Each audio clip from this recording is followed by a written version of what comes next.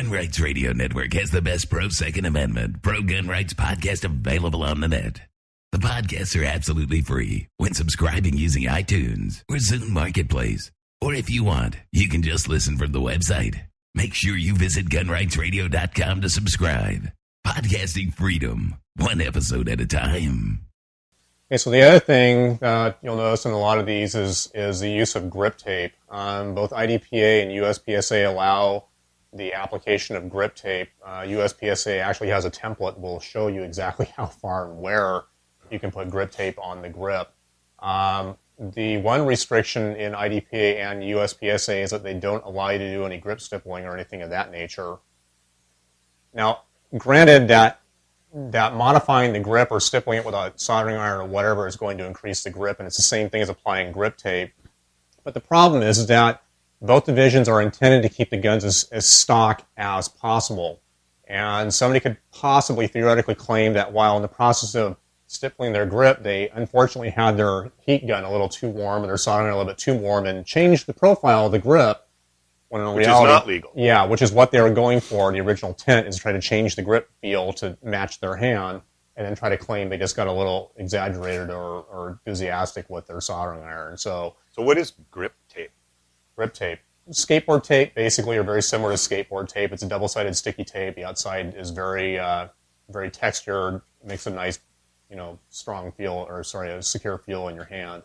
And you can literally go down to the hardware store and buy it, or the skate shop and buy it and stick it on, cut it and stick it on there. But then there are also companies that offer pre-cut sheets that fit perfectly to the gun, and it just is a matter of, do you want to take the time to cut it or buy the stuff pre-cut? So yeah, it looks like this one's been pre-cut. This is on the H&K P30, and there are literally cuts here of grip tape all the way throughout the grip, all the way around. I don't know if that's stock or not, but that's...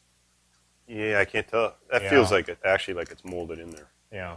But anyway, so the idea being you can add something onto the grip to increase the traction, but you can't remove anything from the grip to improve the size or the shape to make it fit your hand.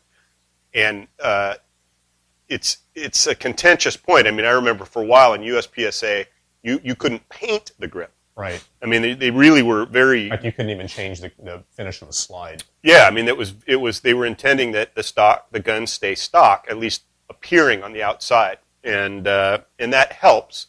It maybe, it doesn't allow you to maximize the performance of the gun to make it exactly the way you want, but what it does do is it keeps the cost down. Everybody's gun is going to be stock because you can't change it very much. Nobody's going to spend a ton of money on trying to optimize the action or the grippiness or whatever, and it just keeps a kind of a level playing field. Another area, though, where you can do a lot of modifications is in the sighting. Sights are a very personal issue for a lot of shooters. You're going to see, some people have night sights on there. In the case of my Glock 19, I have a fiber optic front sight and a fairly wide notch rear sight. The reason I went with a fiber optic front sight, again, this is my carry gun, is that my competition gun has a fiber optic front sight, and I wanted to have a similar sight picture on my carry gun as I would for my competition gun.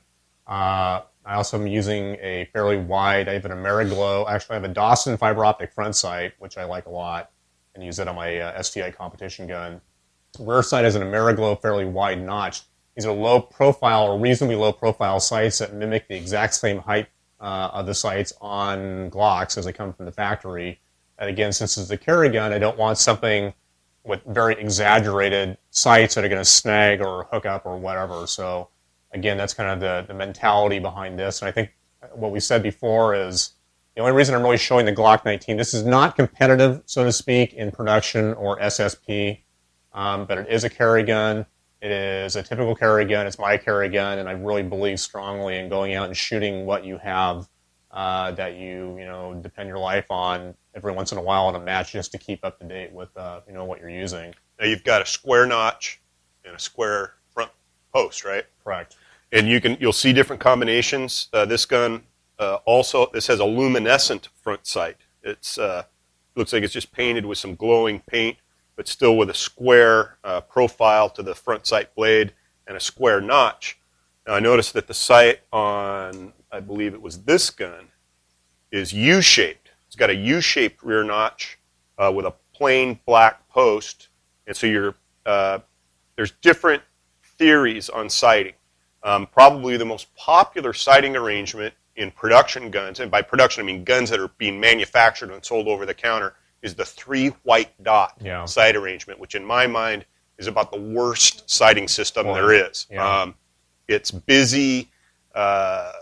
It draws your eye to the wrong sight that you don't Yeah, I know, mean, it's one of those things where, I guess if you have really bad eyes and you need something that kind of jumps out and catches your eyes so that you see something out there in the form of sights, it might be worthwhile. But it's the limited utility of it is why I'm so surprised that it's so widespread. Common. Yeah.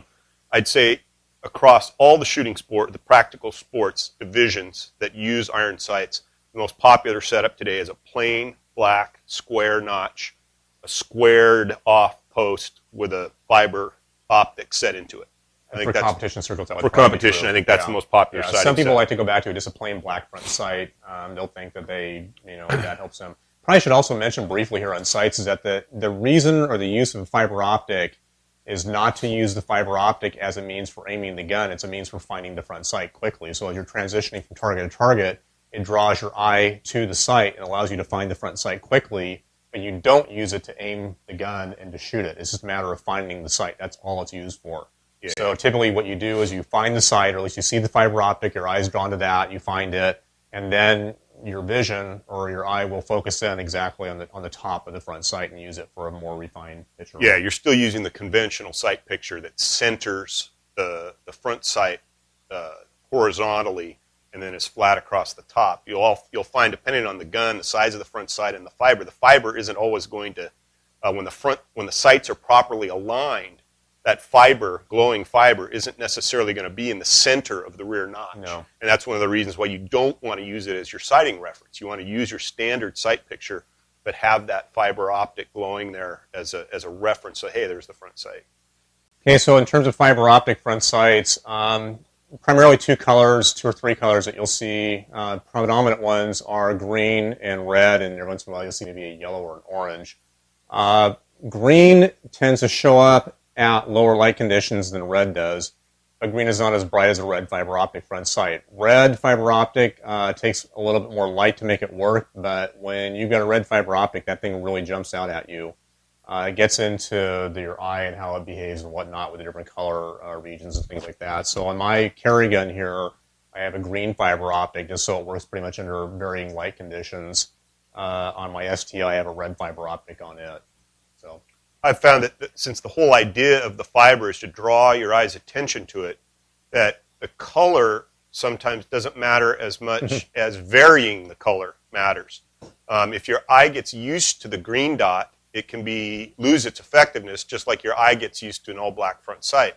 So I found that actually changing occasionally from green to red to yellow actually is a benefit, because the change in the color kind of reattracts your eye to the dot. Yeah, we had a match, an area championship that we had shot, and we were working as staff, and we shot the whole entire thing in one day.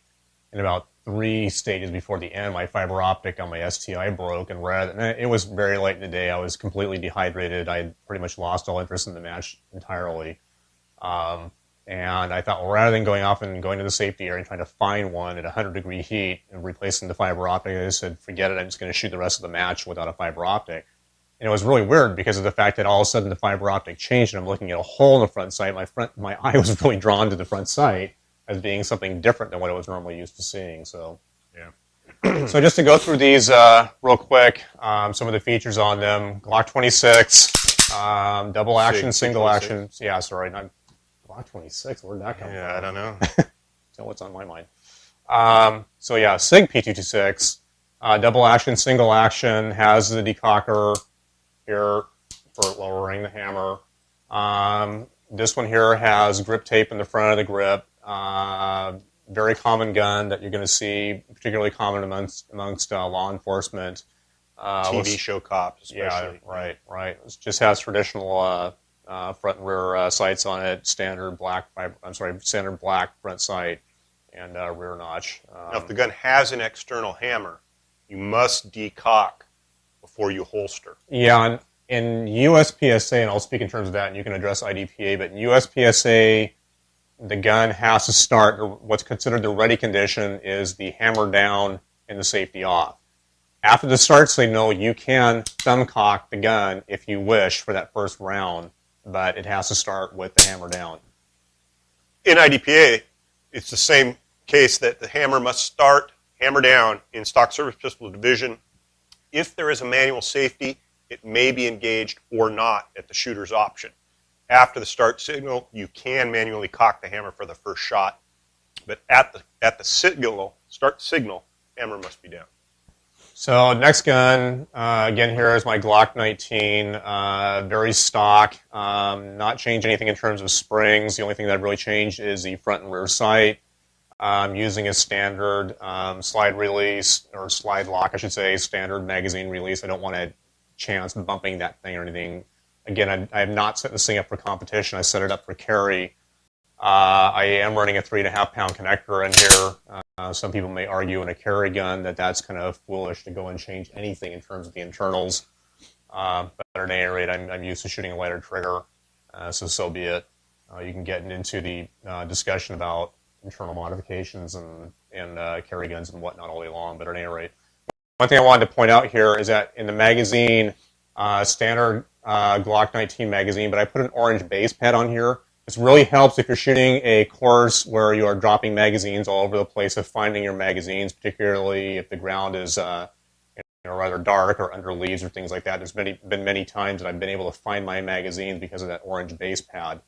These magazines hold 15 rounds, but both IDPA and USPSA production require that you only load the gun to 10 rounds. So you can go out and buy 10-round magazines, or you can buy higher capacity magazines.